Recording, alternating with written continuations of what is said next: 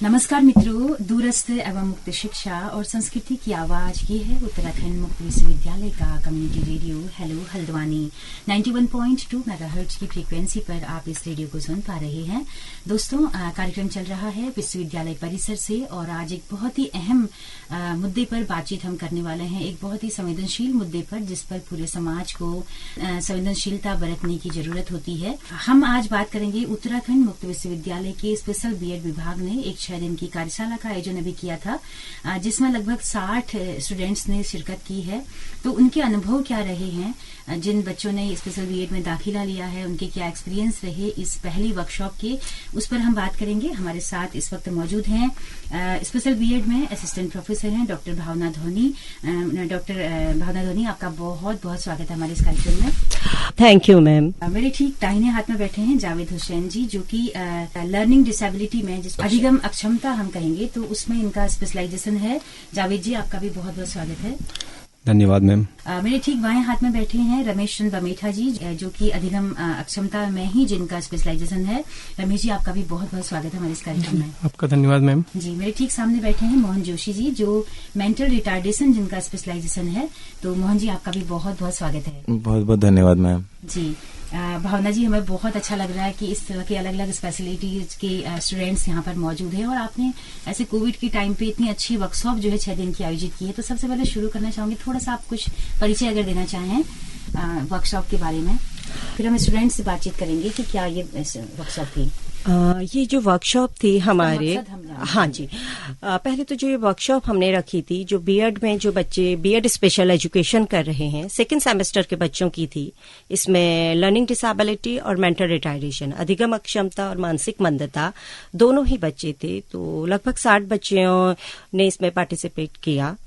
Offline workshop का जो हमारा मकसद होता है, जैसे कि आप सभी लोग जानते हैं कि ये दूरस्थ शिक्षा है, तो बच्चों को कि वो एक तरह से यहाँ पे आते नहीं है और इस तरह से वो अपनी लर्निंग जो मटेरियल है उसके थ्रू पढ़ते हैं, लेकिन जो एक प्रैक्टिकल अनुभव कि उन्हें कैसे मिले, कैसे वो स्पेशल बच्चों को पढ़ाएं, तो इसके लिए ये हमने वर्कशॉप रखी थी कि उनको हम वो लेसन प्लान बताएं कि स्पेशल बच्चों के साथ जब वो स्कूलों में जाएं तो उन बच्चों को वो कैसे पढ़ाएं। यस, तो यहाँ पे हमने बच्चों को लेसन प्लान बनाने बताए और यहाँ पे उनसे माइक्रो टीचिंग करवाई कि किस तरह से वो वहाँ पे बच्चों को पढ़ाएंगे, उनके साथ जो वो टीएलएम है वो किस तरह के बनने चाहिए और किस तरह से वो उन बच्चों के साथ इंटरेक्ट करेंगे। तो ये सारी चीजों की जो हमने उनको अनुभव यहाँ पे दिए और यहाँ पे उन्हें हमने ट्रेनिंग दी। जी, तो मैम उनसे ही जानते हैं कि उनको कैसी ये वर्कशॉप लगी। तो जावेद हुसैन जी के मैं पास सबसे पहले आना चाहूंगी। जावेद जी, थोड़ा पहले ये भी बताइएगा कि आपका इस स्पेशलाइजेशन को लेने का मकसद क्या था और अब आपको क्या लग रहा है एडमिशन लेने के बाद। मैडम, सबसे पहले मैंने एडमिशन इसमें इसलिए लिया, मैं बहरहाल छोटे बच्चों को कोचिंग कराता हूँ, तो जो एक्चुअल जो बीएड होता है वो अब विशेष अवस्था वाले बच्चे होते हैं, उनकी पहचान उस ट्रेनिंग में नहीं बताई जाती है। ये स्पेशल बीएड है, इसमें जो है विशेष अवस्था वाले बच्चों को कैसे पढ़ाना है, कैसे टीच करना है, इसके बारे में पूरी जानकारी दी जाती है। तो इसलिए मैंने ये कोर्स किया कि मैं जो अक्षम बच्चे होते हैं उनकी पहचान कर सकूं और उन्हें अच्छी शिक्षा प्रदान कर सकूं। जी, तो आपको लगता है कि ऐसे बच्चों की संख्या कुछ ज्यादा है या ठीक ठाक है जिनको हम पहचान नहीं पाते हैं? जी मैडम, ऐसे बच्चे लगभग काफी मात्रा में हैं जो साधारण टीचर है वो उसकी पहचान नहीं कर पाते हैं। तो इस ट्रेनिंग के द्वारा हम उनकी पहचान भी कर सकते हैं और उनको अच्छी शिक्षा प्रदान कर सकते हैं। जी, किस इलाके में आप पढ़ाते हैं ट्यूशन बच्चों को? मैं रुद्रपुर का रहने वाला हूँ, तो घर पर ही अपने ट्यूशन पढ़ाता हूँ। आपको लगता है कि उसमें कुछ बच्चे, अभी आपको वर्कशॉप के बाद लगा कि कुछ बच्चे हाँ आपने डायग्नोज किए हैं? हाँ जी, कुछ बच्चे हैं ऐसे जिनके वर्तनी में प्रॉब्लम है या फिर हगलाने वाले भी हैं और कुछ लिखने में प्रॉब्लम है। कई प्रकार के बच्चे ऐसे हैं जिनको हम अच्छी प्रकार से इस ट्रेनिंग के माध्यम से हम टीच कर सकते हैं। जावेद जी, पहली जो कार्यशाला थी कैसी लगी आपको? 6 दिन में क्या क्या आपने सीखा? इसमें कार्यशाला जो है 25 से लेकर 30 अक्टूबर तक चली। इसमें यह है हमारे जो गुरुजन हैं, जैसे भावना मैडम हो गई, सिद्धार्थ सर हो गए और भी गुरुजन बड़ा अच्छी तरीके से हमें समझाया और बड़ा अच्छी तरीके से टीच किया। और इस यूनिवर्सिटी के अंदर मैं और लोगों में भी देखता हूँ, लेकिन इस यूनिवर्सिटी के टीचर्स हैं वो स्टूडेंट के प्रति कुछ ज्यादा लगाव रखते हैं। मैं भी स्नातक मैंने स्नातक भी किया है, पहले भी किया है, बल प्रत्येक बच्चे के पास जाके मतलब सही शिक्षा प्रदान करते हैं। मतलब प्रत्येक बच्चे की कोई कमी है तो उसको भी दूर करने का पूरा प्रयास करते हैं। तो स्टाफ वगैरह सब बहुत कोऑपरेट करता है इसमें और बड़ा अच्छा लगा मुझे। यहाँ पर अनुभव बहुत ही बढ़िया रहा मेरा और बहुत कुछ सीखने को मिला किस तरकीब से हम पढ़ाएंगे, किस तरकीब से मतलब उनके किस मेथड से पढ़ाना, सारे मेथड की जानकारी हमें दी गई है इसमें। तो जावेद जी, आपने बताया, अपने अनुभव साझा की, और मैं अब रमेश बमेठा जी के पास आना चाहती हूँ। आप बताएं कि आपने क्यों इस विषय को चुना है और ये वर्कशॉप आपको कैसी लगी? सबसे पहले तो मैं उत्तराखंड ओपन यूनिवर्सिटी के समस्त स्टाफ का बहुत बहुत आभार व्यक्त करता हूँ कि मुझे यहाँ पे आने का अवसर मिला और मैं अपने जो शब्द हैं वो लोगों तक पहुंचा पा रहा हूँ। इसके लिए मैं आप सभी का आभार व्यक्त करता हूँ। और ये जो वर्कशॉप है, इसका जनरली मेरा जो उद्देश्य रहा वो ये रहा कि जैसे पहले भी मैं सब चीजें देख चुके हैं, अब आज तक तो क्योंकि इतनी ज्यादा फैसिलिटी अवेलेबल नहीं थी कि इस तरह के जो बच्चे होते हैं जिन्हें कुछ मानसिक बंधता या बौद्धिक अक्षमता से ग्रस्त जो बच्चे होते हैं, इनके लिए कोई अलग से स्कूल नहीं बनाए गए थे। कुछ समय पूर्व निकले जब स्कूल, अब क्योंकि अब अभी के टाइम पे, प्रेजेंट टाइम पे ये सुविधा हमारे पास है कि उन बच्चों के लिए अलग से स्कूल बनाए गए हैं। लेकिन फिर भी क्या होता है कि कुछ जो पेरेंट्स होते हैं बच्चों के, उनकी ये सोच होती है कि वो ऐसे स्कूल में भेजना नहीं चाहते, क्योंकि उन अपने आसपास के माहौल से डरते हैं या जो भी उनकी अपनी समस्याएं हैं, वो ऐसे स्कूल में भेजना नहीं चाहते, क्योंकि उससे उस बच्चे के एक साथ में नाम जुड़ जाएगा कि ये ऐसे स्कूल में पढ़ा हुआ है, एक ठप्पा लग जाता है कि ये ऐसे स्कूल से पढ़ के आया है या फिर ये ऐसे स्कूल ऐसे माहौल में रहा है शुरू से ही। तो उसे फिर हमारा जो समाज है वो पूर्ण रूप से एक्सेप्ट नहीं करता है। तो अब क्योंकि वो लोग क्या करते हैं कि वो लोग कुछ टीचर ऐसी अपना स्कूल्स में जहाँ पे अपना जो भी वार्तालाप करके या अपनी कहीं से व्यवस्था करके वो सिंपल साधारण स्कूल में ही उन्हें भेज देते हैं, जनरल स्कूल्स में उन्हें भेज देते हैं पढ़ने के लिए। जनरल स्कूल क्या एडमिशन उन्हें देता है? यस मैम, कुछ कुछ स्कूल्स हैं जो उन्हें, जैसे जो बच्चे जिनमें कम ये जो रोग हैं इसका कम प्रभाव है, उन्हें एक्सेप्ट कर लेता है। लेकिन उनको जो चीज चाहिए होती है वो, लेकिन अब क्योंकि वहाँ पे जो शिक्षक हैं वो एक साधारण शिक्षक है, उसे सिंपल बच्चे को ट्रीट करना या उसे कैसे हमें ट्रीट करना है वो सिखाया जाता है। लेकिन अब उन्हीं के बीच में समूह में एक ऐसा बच्चा आ गया है जो कि साधारण नहीं है, उसमें कुछ अक्षमताएं हैं, तो उसे वो ट्रीट नहीं कर पाएगा। और ऐसे हो सकता है कि हर क्लास में एक बच्चा हो या पूरे स्कूल में भी एक बच्चा हो सकता है। तो इससे क्या होगा कि उसका जो भविष्य है वो कहीं ना कहीं खतरे में आ जाएगा। सब बच्चे तो अपना जो है अच्छा कर पाएंगे टीचर के साथ सहयोग से, लेकिन वो बच्चों की जो उसकी जो बेसिक जो जरूरत है, जिस तरह से उसे ट्रीट किया जाना चाहिए, वो नहीं किया जा रहा है। तो अब मेरा ये उद्देश्य है कि हो सकता है भविष्य में मैं इसी फील्ड में आ जाऊं प्रॉपरली, तो उससे डेफिनेटली मैं बच्चों को हेल्प कर पाऊंगा। लेकिन अगर सपोज कि मैं एक साधारण से उसमें जाता हूं, क्योंकि मेरा भी आगे को एम टीचिंग में ही है, तो अगर सपोज मैं साधारण से उसमें आता हूं स्कूल्स में या कहीं कॉलेजेस में, तो वहां पे हो सकता है मुझे इस तरह के बच्चे मिलें। तो मेरा ये उद्देश्य है कि मैं साधारण बच्चों के साथ उस बच्चे की पहचान भी कर पाऊं और उसे अलग से मैं उसे साथ साथ में ट्रीट भी कर सकूं। साधारण बच्चों को तो मैं ट्रीट करूंगा ही, वो तो हमारा इसका उद्देश्य ही है बीएड करने का। लेकिन स्पेशल बीएड का उद्देश्य इसमें थोड़ा सा एक एक्स्ट्रा पॉइंट ऐड हो जाता है कि हमें उस बच्चे को भी ट्रीट करना है साथ साथ। तो इसलिए मेरा उद्देश्य है कि मैं सब बच्चों को एक साथ ट्रीट कर सकूं। अगर वो बच्चा उसमें कुछ कमियां हैं, कुछ अक्षमताएं हैं, तो मैं उसे भी साथ साथ सब बच्चों के साथ उसे आगे बढ़ा सकूं। ये मेरा उसका उद्देश्य रहा है इसको ज्वाइन करने का। जी, आपने कहा कि इस तरह के स्कूल हैं लेकिन उनमें भेजते नहीं है समाज के डर से। कितनी तादाद में है इस तरह के स्कूल? क्या बहुत ज्यादा है? लगभग धीरे धीरे ये स्कूल्स, इनकी जो संख्या है वो बढ़ रही है। अभी हमारे यस मैम, हल्द्वानी में जैसे कितने स्कूल होंगे इस तरह के? लगभग 4-5 स्कूल हल्द्वानी में भी इस तरह के अवेलेबल हैं, जहाँ पे बच्चे पढ़ाई करते हैं। वो छोटे छोटे स्कूल हैं, धीरे धीरे वो भी जो है। क्या वो उन माँ बापों की पहुंच तक होते हैं? सबकी पहुंच तक नहीं होते हैं। अब जैसे हम इस फील्ड में हैं तो हमें इसकी जानकारी है, लेकिन जब तक मैं इस फील्ड में नहीं था, मैं यहाँ बीएड, मैंने स्पेशल बीएड ज्वाइन नहीं किया था, तब तक मुझे भी इसका बिल्कुल अनुभव नहीं था कि ऐसे स्कूल हल्द्वानी में अवेलेबल हैं। जब से मैं इसमें ज्वाइन हुआ हूँ तब जाके मुझे पता चला है। अब जो ऐसे मेरी तरह से बहुत से लोग हैं, बहुत से पेरेंट्स हैं, उनके बच्चे जो वो उनको पता नहीं चल पाता कि इस तरह के स्कूल अवेलेबल हैं। जब उन्हें पता ही नहीं चलेगा तो वो भेजेंगे कैसे? तो इसका पब्लिसिटी होना भी मैम जरूरी है ना? पब्लिसिटी बहुत जरूरी है। क्या ऐसा भी है कि पेरेंट्स खुद डायग्नोज नहीं कर पाते हैं अपने बच्चे को कि वो किसी अक्षमता का शिकार है? यस, ऐसा भी होता है कि कुछ सालों तक तो पेरेंट्स को पता ही नहीं चल पाता कि इसमें कोई अक्षमताएं हैं। लेकिन जब तक उन्हें पता चलता है तो उस हिसाब से बच्चे की जो एज है, जो उसकी उम्र है, वो बहुत ज्यादा हो जाती है जब तक उन्हें पता चल पाता है। और फिर उतनी उम्र के बच्चे को वो बिल्कुल प्राइमरी लेवल या बिल्कुल छोटी क्लासेस में भेजने में कहीं ना कहीं उनके दिमाग में बैठे थे कि इतना बड़ा बच्चा कैसे पढ़ेगा। और पहले तो उन्हें स्कूल्स का ही पता नहीं रहता कि ऐसे स्कूल्स भी अवेलेबल हैं।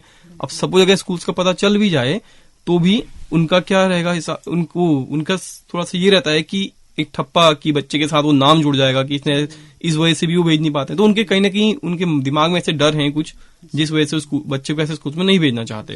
तो इसीलिए हो सकता, यस बिल्कुल बिल्कुल, तो हो सकता है उनका बच्चा आगे वो पढ़ाई ना कर पाए। कितने बच्चे ऐसे भी हैं जो दूर दूर। जी, आपने कहा कि मुझे नहीं मालूम था कि इतने स्कूल हैं, और इस वर्कशॉप के बाद मालूम चला, या एडमिशन लेने के बाद। जी मैम। कितना तब्दीली आई है आपके अंदर इस वर्कशॉप को ज्वाइन करने के बाद और इस सब्जेक्ट में दाखिला लेने के बाद?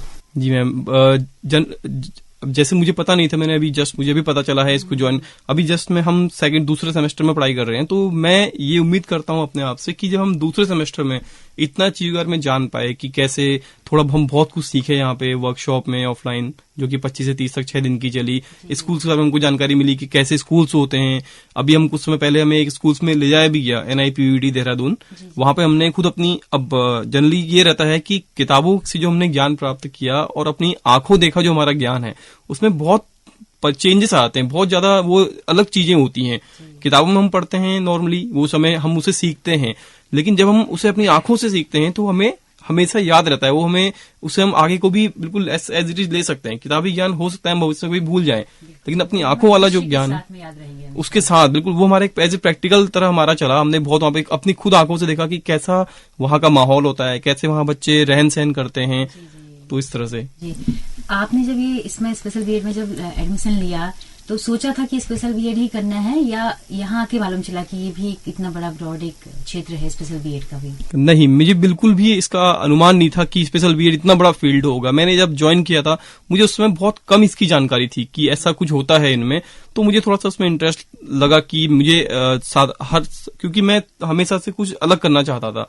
साधारण बीएड तो हर कोई करता है, अब हम स्पेशल बीएड में आए कि हम कुछ अलग कर सकें, बल्कि मुझे उसमें बिल्कुल ऐसा अनुमान नहीं था। अब जाके जब हम दूसरे सेमेस्टर में हैं, हमें इतना अनुभव पता चला है कि ऐसे ऐसे इसके फील्ड हैं, यहाँ हम कर सकते हैं। तो मैं उम्मीद करता हूँ कि जब हमारा ये पूरा होगा 5 सेमेस्टर के बाद, तो हमें लगभग बहुत ज्यादा इसका अनुभव हो जाएगा और हम एक कुछ बेहतर कर पाएंगे। बिल्कुल, बहुत अच्छा लगा रमेश जी आपकी बातें सुनकर। अंत में मोहन जोशी जी के पास आना चाहती हूँ। मोहन जी, आपको एक तो विषय क्यों लिया उस पर बाद में आते, मुझे लगता है वर्कशॉप पर थोड़ा सा ज्यादा फोकस आप करिएगा कि इस कार्यशाला में क्या क्या आपने सीखा, क्या क्या बताया गया आपको ऐसा नया जो आपको अपनी नॉर्मल लाइफ में पहले पता नहीं था? हाँ जी मैम, सबसे पहले तो मैं रेडियो उत्तराखंड का धन्यवाद अदा करता हूँ और उत्तराखंड मुक्त विश्वविद्यालय का बहुत बहुत आभार प्रकट करता हूँ कि इन्होंने इस स्पेशल बीएड की जो माइक्रो वर्कशॉप रखी 6 दिन की, ये बहुत ही एक नया अनुभव रहा हमारे लिए। मैं सशस्त्र सेना में सर्विस कर चुका हूँ और उसके बाद पब्लिक प्राइवेट सेक्टर में भी काम किया है। तो हमने ऐसे बालकों को या ऐसे लोगों को के साथ रूबरू हम हुए हैं। मैं इनको मानसिक रूप से अक्षम नहीं कहता हूं, हम लोग इन्हें विशेष रूप से सक्षम कहते हैं, क्योंकि उनको भगवान ने कुछ न कुछ विशिष्टता दी है। तो इस वर्कशॉप से हमने ये सीखा कि ये एक नया अनुभव मिला, उन्हें किस तरीके से हम उनको समाज में मुख्य धारा में उनको ला सकते हैं, उनको उनके जीवन में खुशियां ला सकते हैं। उनको ये लगता है कि हम भी एक नॉर्मल इंसान की तरह हैं, सामान्य। देखिए, सामान्य बीएड का मुझे मौका मिला था, पर मैंने वो ड्रॉप करके इसमें आया विशेष शिक्षा में, क्योंकि विशेष शिक्षा में सीखने और सिखाने को बहुत है। हम समाज को इनडायरेक्टली समाज को बहुत कुछ दे सकते हैं, और ये जो वर्कशॉप रही ये एक बहुत अच्छा प्रयास और पहला कदम मुझे लगता है कि इसके माध्यम से एक तो जागरूकता, अवेयरनेस आएगी, और दूसरा जो इस तरह से जो इन्होंने, जैसे मेरे सहपाठी ने बताया कि अभिभावक होते हैं वो हिचकिचाते हैं, लेकिन धीरे धीरे अब वो ओपनली आने लगे हैं। नहीं, इनके लिए जब ये फैसिलिटीज हैं तो हमें उनको वहाँ स्कूल में दाखिला देना है, हमारा बच्चा भी कुछ कर पाएगा। और काफी चीजें इन 6 दिनों में ही हमें बहुत कुछ सीखने को मिला। और सबसे बड़ी बात इसकी रही, हमें प्रैक्टिकल उन्होंने ज्ञान देने की कोशिश की। ठीक है, सामान्य बच्चों को पढ़ाना कोई सामान्य काम है और विशेष बच्चों को पढ़ाना विशेष काम है। तो यहाँ की फैकल्टी ने ही आपको ट्रेनिंग दी है? जी मैम, अभी उत्तराखंड में ये पहला एक प्रयास है जो उत्तराखंड मुक्त विश्वविद्यालय कर रहा है। इससे पहले मैंने लखनऊ में सुना था और दिल्ली या चंडीगढ़ में ही ये कुछ है हमारे आसपास, पर उत्तराखंड में ये पहली बार। हाँ, यहाँ पे कुछ NIPD HI वगैरह कॉलेजेस हैं देहरादून और कहीं, लेकिन ये विशिष्ट शिक्षक का जो प्रयास है या ये जो कोर्स है ये पहली बार यहाँ पे है। और कुछ स्कूल हैं जैसे रोशनी सोसाइटी या कल्याणम या फिर कई हैं यहाँ पे स्कूल्स, लेकिन हल्द्वानी में 4 हैं कुछ। जी जी जी। तो मोहन जी, आपने क्यों लिया, थोड़ा सा बताएं अपने बारे में कि आप कहाँ थे इससे पहले जॉब में, और क्यों आपने इस विषय को चुना है, और अब कैसा लग रहा है आपको? जी मैम, मैं भीमताल से हूँ। मैंने पढ़ाई की सैनिक स्कूल, उसके बाद हरिद्वार गुरुकुल कांगड़ी यूनिवर्सिटी से ग्रेजुएशन कर रहा था। उस वक्त मेरा चयन हो गया था नेवी में, इंडियन नेवी में बहुत अच्छा मौका मिला देश विदेश घूमने का और भारत के विभिन्न शहरों, विभिन्न राज्यों में जाने का। तो वहां से एक एक्सपोजर मिला।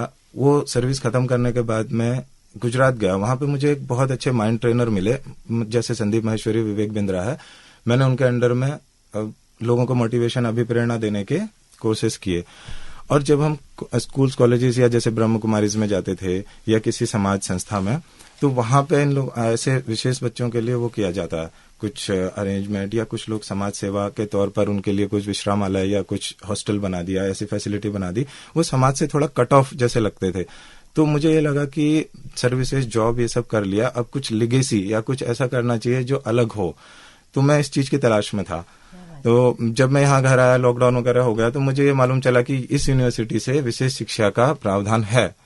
तो ये देखते हुए मैंने यहाँ पर एडमिशन लिया। मुझे थोड़ा बहुत नॉलेज था इसके बारे में, पर यहाँ आके पता चल रहा है कि इसमें जैसे कहते हैं कि हम इसके बारे में जैसे एक वृक्ष है यही जानते थे, लेकिन यहाँ आके हमें पता चल रहा है कि एक एक पत्ते में इतना कुछ है कि एक पत्ता पढ़ाने में ही हमें बहुत समय लग जाएगा। क्या बात है, क्या बात है मैम। हमारे लिए बहुत ही गर्व की बात है विश्वविद्यालय के लिए कि जो इतनी बड़ी खोज में निकले थे, उसकी पड़ाव उसका यहाँ था अपने ही राज्य में, और एक बड़े गर्व का विषय है। कुछ बताना चाहें कि उत्तराखंड मुक्त विश्वविद्यालय में जो कोर्स चल रहा है, इसमें कितना हर साल बहुत सारा एडमिशन स्टूडेंट्स लेते हैं, तो और हमने कई लोगों के इंटरव्यू किए, तो पूरा माइंड सेट सबका चेंज हो जाता है इस कोर्स को करने के बाद।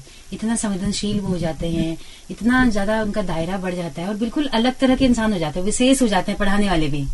आप सब भी मुझे लग रहा है कि विशेष लोग हैं जो विशेष तौर से समाज को देख रहे हैं। तो मैम, चलते चलते आप क्या कहना चाहेंगी? आप बहुत ही ब्रिलियंट बच्चे, ब्रिलियंट स्टूडेंट्स ही हैं, बहुत अच्छी बातें हैं की। उम्मीद है कि हमारे लिसनर्स को भी बहुत अच्छा लग रहा होगा ये सब सुन के। तो अंत में भावना धोनी जी से हम जानते हैं कि क्या क्या वर्कशॉप में रहा और आगामी क्या योजना है विश्वविद्यालय की। जैसे मैम, ये वर्कशॉप है, जैसे सर ने बोला कि उत्तराखंड में ये हमारा पहला ओपन यूनिवर्सिटी है जो विशेष शिक्षा पे यहाँ पे बीएड करवाता है। तो जैसे हम अभी बात करते हैं कि हमारी न्यू एजुकेशन पॉलिसी, और हर कोई कहता है इंक्लूजन की बात करते हैं, समावेशन। तो अगर आप कहें तो हमारी यूनिवर्सिटी की ओर से ये छोटा सा कदम है समावेशन की ओर। क्योंकि देखिए ना, ये जो पहले था कि सारे बच्चों का क्या है कि इन लोगों को किस तरह से पढ़ाएं, ड्रॉप आउट हो जाते हैं, कुछ टाइम स्कूल आए, उसके बाद क्योंकि शिक्षक नहीं है वहां पे पढ़ाने के लिए, उस तरह की फैसिलिटीज नहीं है, और उससे भी बड़ी बात है अवेयरनेस नहीं है। आपने एक बात बताई थी कि पेरेंट्स क्या इन बच्चों को पहचान नहीं पाते। देखिए मैम, सबसे जो बड़ा प्रॉब्लम मुझे समझ में आता है वो है अर्ली इंटरवेंशन इन बच्चों के लिए, और इनका अर्ली आइडेंटिफिकेशन उससे भी बड़ी प्रॉब्लम है। कई बार है कि बच्चे आइडेंटिफाई नहीं होते, कि पता ही नहीं चलता। हम ही देखते हैं कि स्कूलों में देखते हैं 10 साल में, 12 साल में, 15 साल में पता चलता है कि बच्चे को कोई प्रॉब्लम है। तो आइडेंटिफिकेशन का प्रॉब्लम है कि पता ही नहीं चला कि बच्चे में प्रॉब्लम है। अब पता भी चल गया तो कई बार क्या होता है कि पेरेंट्स उसको स्वीकार नहीं करते कि हमारे बच्चे में ये प्रॉब्लम। क्योंकि देखिए मैम, जब भी हमारी जो भी हमें आता है, जितनी हमारी कैपेसिटी, हमारी लिमिटेशन है, तो सबसे बड़ी बात है अगर जब हम उसे स्वीकार करते हैं तो वहां से हमारी जर्नी एक स्मूथ और एक कहते हैं ना कि शुरू हो जाती है कि हम कुछ ना कुछ कर ही लेंगे। तो जो इसीलिए यहाँ पे यूनिवर्सिटी ने जो फोकस किया कि इसीलिए टीचरों को ट्रेन किया जा रहा है कि अभी इंक्लूजन की बात है कि अभी जिस तरह से यहाँ पे पॉलिसी आई है कि जो हमारे स्पेशल टीचर हैं इनको नॉर्मल स्कूलों में रखा जाए, कि ये वहां जाएं, कम से कम आइडेंटिफाई कर पाएं कि इस बच्चे पे कोई प्रॉब्लम है, तो उस हिसाब से उस बच्चे के प्रोग्राम प्लान बना पाएं और उस तरह से उसकी एजुकेशन हो पाए, और एक जो हम समावेशित समाज की बात करते हैं उसका निर्माण हमारा हो पाए। तो जो हमारी वर्कशॉप थी, हमने जो हमारे जितने भी ट्रेनी आए थे उन्हें हमने यही शिक्षा दी कि किस तरह से उन बच्चों को वो आइडेंटिफाई करें, उनका वो लोग असेसमेंट करें, और किस तरह से उनके लेसन प्लान आप लोग बनाएं, कैसे पढ़ाएं। क्योंकि देखिए मैम, लिमिटेशन है, लेकिन आपने वो लिमिटेशन नहीं देखनी, आपने स्ट्रेंथ देखनी है। हम इन बच्चों को डिफरेंटली एबल कहते हैं, एबल तो है कि डिफरेंटली मेरा तो ये मानना है कि हर इंडिविजुअल अलग ढंग से काम करता है। बस आपने उनकी जो वो स्ट्रेंथ है उसे लेना है, उसके अकॉर्डिंग उसका प्रोग्राम बनाना है, और उसके अकॉर्डिंग उसे समाज का हिस्सा। देखिए स्कूल क्या है, परिवार के बाद जो अगली हमारी समाज की मेन इकाई है वो है विद्यालय। परिवार ने स्वीकार किया तो विद्यालय ने भी स्वीकार करना चाहिए, क्योंकि कई बार जैसे अभी यहाँ पे बच्चों ने बताया कि प्रॉब्लम क्या आती है कि नॉर्मल स्कूल नहीं लेता। नॉर्मल स्कूल अगर वो लेना भी चाहे तो कई बार पेरेंट्स बड़े इशू कर देते हैं कि नहीं भाई ऐसे बच्चे यहाँ नहीं पढ़ेंगे। तो ये जागरूकता भी हमारे, ये जो हम यहाँ पे ट्रेनी टीचर तैयार कर रहे हैं कि ये लोगों में ये जागरूकता फैलाएं, है ना, कि वहां पे बोलें कि देखिए सबसे बड़ी बात है कि हम कहते हैं कि एक इंक्लूसिव समाज की बात करते हैं। जब आप ही देखिए कि आप ही सोचिए कि बचपन से आपकी क्लास में कितने डिफरेंट लेवल बच्चे थे, नहीं, जब आपने देखे ही नहीं, बात उन बच्चों की जैसे हम लोग हैं या नॉर्मल सोसाइटी या नॉर्मल बच्चों की भी कोई गलती नहीं है, जब उन्होंने बचपन से अपने आसपास वो बच्चे देखे ही नहीं। और हाँ, अगर अचानक वो देख लेते हैं तो वो एक रिएक्शन अलग हो। सोचिए कि अगर हर क्लास में वो बचपन से ही देखते हैं कि उनके साथ कहीं पे विजुअल इम्पेयर्ड भी है, हेयरिंग भी है, आईडी भी है, तो उनको सपोर्ट करना, उसी तरह से हैंडल करना, उसी तरह से एक कहते हैं ना समायोजन करना आ जाएगा। जब वो वहां से समायोजन करना आ गया तो नेचुरली कि आगे जब वो जॉब में भी है, वहां भी है, तो उसी तरह से हाँ, तो एक हमारा इस तरह से इंक्लूसिव समाज बन जाएगा। लद्दाख में है कहीं पे इस तरह का कोई स्कूल है खुला हुआ अभी? मैम इंक्लूजन पे कई स्कूल हैं, जैसे अब तो क्योंकि गवर्नमेंट की भी पॉलिसी आई है, वो ये कहता है कि स्पेशल स्कूल नहीं, जो माइल्ड है, मॉडरेट हैं, जो बॉर्डर लाइन बच्चे हैं वो नॉर्मल स्कूल में आए। जो सीवियर एक प्रोफाउंड होते हैं कि मतलब जिनको आपको सिर्फ जो केयरिंग ग्रुप होता है कि जिनको अपने केयर करनी, तो वो स्पेशल स्कूल्स में रहें और बाकी को नॉर्मल स्कूल ने लेना चाहिए। एज हम अपने स्पेशल जो हमारे एजुकेटर हैं इनको बोलते हैं कि पेरेंट्स को अवेयर करें जो उनके राइट हैं। देखिए मैम, जो अभी पहले का जो ये मॉडल था वो चैरिटी बेस्ड था, कहते थे ना चैरिटी पे चलता था, जो एजुकेशन शुरू हुई कि चैरिटी पे चल रहा है बेचारे और इस तरह से। लेकिन जो अभी का मॉडल है वो राइट बेस्ड मॉडल है, एजुकेशन उनका राइट है। जैसे अभी हमारा क्या हुआ, RPWD एक्ट आया, वो राइट हो गया है कि आपका राइट है और हर स्कूल को आपको लेना ही है। कि जैसे डिसेबिलिटी क्या है, 21 डिसेबिलिटीज कर दी गई हैं RPWD एक्ट के अंतर्गत। तो हम अपने जितने भी यहाँ पे लर्नर्स जो हमारे यहाँ पे ट्रेनिंग टीचर आते हैं इन्हें बताते हैं कि आप अवेयर कीजिए, पेरेंट्स को बताइए कि गवर्नमेंट उन्हें बहुत हेल्प करती है, बस थोड़ा सा अवेयर हो तो उनके जो वो कष्ट हैं वो कम होंगे और बच्चा आगे बढ़ पाएगा। ऐसा नहीं लगता कि बहुत पहले ये कानून बन जाना चाहिए था? कितने बच्चे हमने आशय पर रखे होंगे ना नॉर्मल स्कूलों में जो जाते। मैम ये तो है, लेकिन क्या कहते हैं कि वो धीरे धीरे सीखते हाँ, देर आए दुरुस्त आए आप कह सकते हैं कि अभी भी हम अवेयर हो जाएं और अभी भी अगर हम सपोर्ट करें मैम तो बहुत कुछ हो सकता है। मोहन जी, आप कुछ कहना चाहेंगे? हाँ, मैं इस उत्तराखंड की आवाज के माध्यम से ये आवाज लोगों तक पहुंचाना चाहता हूँ, ये अवेयरनेस, ये जागरूकता कि ये उत्तराखंड मुक्त विश्वविद्यालय द्वारा विशेष बीएड का जो ये कोर्स है उत्तराखंड तक ही सीमित नहीं है। इसमें दूर दूर के राज्यों के विद्यार्थी भी हमारे साथ आए हैं, जैसे राजस्थान के विद्यार्थी थे, हरियाणा के थे हमारे साथ, दिल्ली और उत्तर प्रदेश और हरियाणा, उत्तराखंड, दिल्ली, राजस्थान और यूपी के। और हल्द्वानी में भी अगर लोगों को, जैसे उन्होंने बताया सहपाठी रमेश जी ने, कि मालूम नहीं है अभिभावकों को, तो यहाँ पर मैं इस कोर्स को करने के बाद ये पता चला एक रोशनी सोसाइटी करके है, दूसरा कल्याणम स्पेशल स्कूल है, सृजन स्पर्श एक शिक्षा सोसाइटी है और शिवेंद्रालय है। तो ये सब हैं जहाँ पर हम अपने बच्चों को बहुत विश्वास से भेज सकते हैं और ये पाएंगे कि वो उसके अंदर चेंजेस आ रहे हैं, वो सीख के आ रहा है और वो मुख्य धारा में जुड़ रहा है। तो एक जागरूकता के लिए बोला कि ऐसा शुरुआत हो चुकी है। अब ये है कि इसके जो प्लांटेशन हो गया है इसको उगाना है, इसको हमने किसी तरीके से इस पौधे को लगाना है। हाँ, क्या बात है। रमेश जी, आप कुछ चलते चलते कहना चाहेंगे? और मैं चाहती हूँ कि आप लोग जो आपस में मिल रहे हैं ना, तमाम जगहों के जो पढ़ने वाले, उनसे मिलके भी आप लोगों को कैसा लग रहा है, कैसा लगा वर्कशॉप में? बहुत अच्छा हम लोग का यहाँ पे अनुभव रहा कि एक होता है जनरली, जैसे हमारे उत्तराखंड ओपन यूनिवर्सिटी है, ऐसा भी हो सकता था कि हमारी ये यहाँ उत्तराखंड में सिर्फ उत्तराखंड के ही बच्चे आए, ऐसा भी संभव था। लेकिन इसमें क्या है, इसमें बाहर के बच्चों ने पार्टिसिपेट किया, उससे हमारा ये जो हमारा जो अनुभव है, सब चीजें ये बाहर तक भी फैली, बाहर के बच्चों के माध्यम से। अब हम उन्हें पता चला, वो ऐसी आगे को इस जानकारी को लोगों तक पहुंचाएंगे।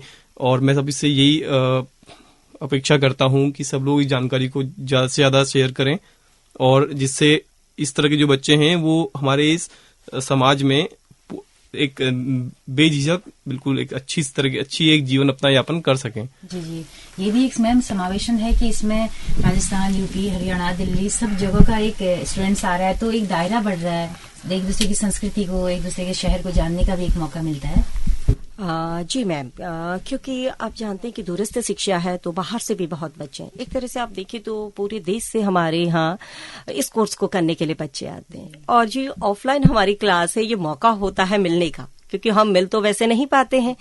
तो ऑफलाइन क्लासेस में वो बच्चे यहाँ पे आते हैं, सोचिए कि वो 6 दिन यहाँ पे रहते हैं, बिताते हैं, तो वो अपने स्टेट की वो अनुभव भी लेके आते हैं कि स्पेशल एजुकेशन में वहाँ कैसे काम हो रहा है, कि किस तरह से वहाँ पे स्कूल है और किस तरह से वहाँ पे अवेयरनेस प्रोग्राम्स चल रहे हैं। तो उसके साथ साथ तो यहाँ पे हम हर किसी को एक होता ना कि सीखने का मौका मिलता है। माना कि कोई दिल्ली से आया, उसने कहा अरे इसमें तो ऐसे ऐसे चलता है, स्कूल ऐसे चलते हैं, इस तरह से बच्चों के काम आता है। तो कहीं ना कहीं हम संस्कृति का आदान प्रदान तो करते ही हैं, उसके साथ शिक्षा में भी हमें बहुत कुछ सीखने को मिलता है। जावेद जी, चलते चलते आप कुछ कहना चाहेंगे? ये जैसे ये हमारी जो ऑफलाइन ये क्लासेस चली हैं, इससे बाहर के लोग राजस्थान वगैरह, हरियाणा वगैरह और दिल्ली के भी थे और उत्तराखंड, यूपी के, तो इससे हमारा क्या हुआ, आपसी मेल हुआ है, संस्कृति का भी विकास हुआ है। जी ठीक है, जी जी, धन्यवाद। तो मैम चलते चलते आप बताएं कि अगली वर्कशॉप भी क्या होने वाली है या अगले सत्र में होगी, क्या प्लान रहता है? मैम, क्योंकि ये सेकेंड सेमेस्टर की थी और 4th की इससे पहले हो चुकी है, तो अगली वर्कशॉप जो होगी वो नेक्स्ट सेमेस्टर में होगी। हर सेमेस्टर में जो हर सेमेस्टर के स्टूडेंट होते हैं ऑफलाइन, हम अभी क्योंकि सर से बात हुई थी, मे बी शायद अभी तो 6 दिन की थी, अगर कंडीशन ठीक रही, सारी चीजें ठीक रही, तो ये वर्कशॉप शायद हम 10 से 12 दिन या 15 दिन की करेंगे। और विजिट के लिए भी इसमें फिर ले जाएंगे? हाँ, मैम विजिट तो हम बीच में कराते रहते हैं, क्योंकि कोर्स का हिस्सा है। जैसे अभी ये बता रही थी कि देहरादून लेके गई थी, तो अलग अलग जो डिफरेंटली स्कूल हैं, भले वो विजुअल के हैं, हेयरिंग के हैं या आईडी के हैं, तो हम बच्चों को विजिट करते रहते हैं, करवाते हैं, तो बच्चे उसी के अकॉर्डिंग अपनी रिपोर्ट और ये सब करते रहते हैं। जी, तो मैम बहुत अच्छा लगा जी। मोहन जी, मैम विजिट के साथ साथ ऑनलाइन वेबिनार्स होते हैं, गूगल मीट्स होती हैं, और उस पे काफी कुछ सीखने को मिलता है। और काफी रिनोवेंड यूनिवर्सिटीज जैसे शकुंतला मिश्रा यूनिवर्सिटी है लखनऊ की, या मुंबई से या भोपाल से, उन लोगों के प्रोफेसर्स के एक्सपीरियंस भी मिलते हैं हमें। हमारे जो कोर्सेज होते हैं उसमें वही लोग हमें पढ़ाते हैं, सिखाते हैं, तो ऑनलाइन का भी बहुत योगदान है इसमें, उससे काफी कुछ सीखने को मिलता है। बिल्कुल, जो बाहर के जो एक्सपर्ट लोग हैं उनकी बातें आप सुनते होंगे, तो बहुत अच्छा लगा मैम, आप अपने स्टूडेंट्स को यहाँ पर लाई और पूरा इतना विस्तार से हमने बहुत सारी चीजें जानी। मुझे उम्मीद है कि हमारे लिसनर्स भी इस बातचीत को सुन रहे होंगे और संवेदनशील हो रहे होंगे। तो रमेश जी, मोहन जी और जावेद जी, आप तीनों का ही बहुत बहुत शुक्रिया, और मैम आपका भी बहुत बहुत शुक्रिया। उम्मीद है कि रेडियो के साथ हमारा नाता आगे भी बना रहेगा। हाँ, थैंक यू मैम। धन्यवाद, बहुत धन्यवाद। जी जी जी।